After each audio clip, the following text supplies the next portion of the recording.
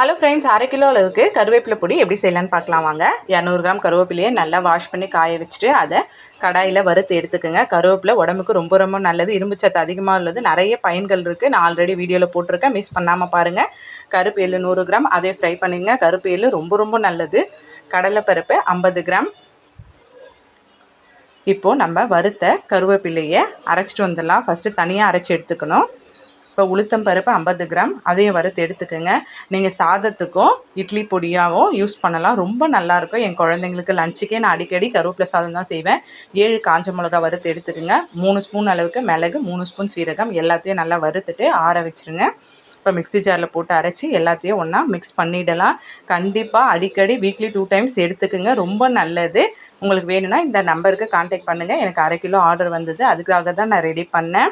கருவேப்பிலை சாதம் ரொம்ப ரொம்ப நல்லாயிருக்கும். கண்டிப்பாக ட்ரை பண்ணுங்கள். மறக்காமல் சப்ஸ்கிரைப் பண்ணுங்கள்.